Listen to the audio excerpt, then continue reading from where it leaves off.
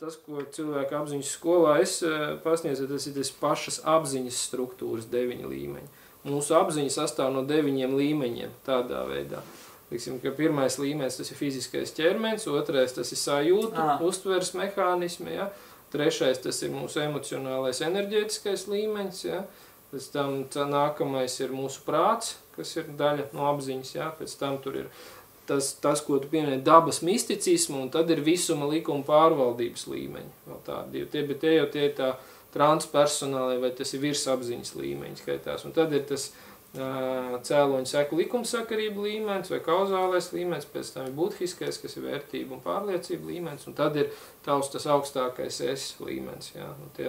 No tiem 9 līmeņiem sastāv cilvēka apziņa. Ja? Un mēs skolā mācāmies tieši par šiem te līmeņiem, kā ar katru no viņiem strādāt un, teiksim, pa vienam līmenim ejot uz augšu tikai apgūt.